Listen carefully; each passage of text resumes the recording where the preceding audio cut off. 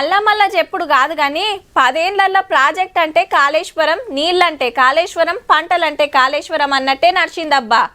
అట్లా కట్టినాం ఇట్లా కట్టినాం, అన్ని నీళ్ళు వస్తాయి, ఇన్ని ఎకరాలు తడుస్తాయి, అదట ఇదట అని ఎన్నో చెప్పిండ్రు. ఆ టెన్క ఏమైందో అందరం చూడనే పడితిమే.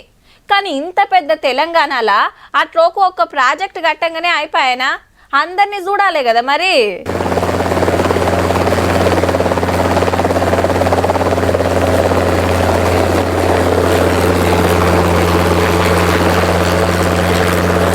నాగర్ కర్నూలు జిల్లా మన్నవారిపల్లిలో ఎస్ఎల్బిసి టన్నెల్ కోసం హెలిమాగ్నెటిక్ సర్వే చాలు చేసిండు సీఎం రేవంత్ రెడ్డి సారు.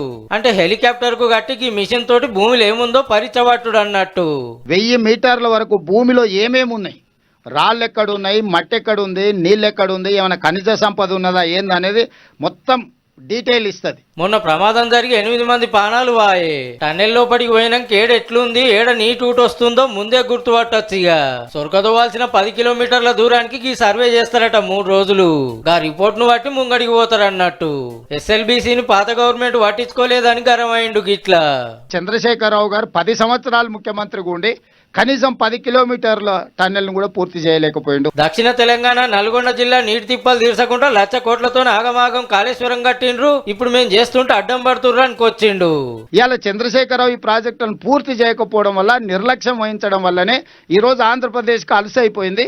ఆంధ్రప్రదేశ్కి అవకాశం వచ్చింది మన మీద కంప్లైంట్లు పెట్టి మన ప్రాజెక్టులు ఆపడానికి. చూడాలి మరి ఈ సర్వే తోటి ఎంత ఫాయిదా అవుతుందో, ఎస్ఎల్బిసి ప్రాజెక్టు ఎన్నడోడిపిస్తారో.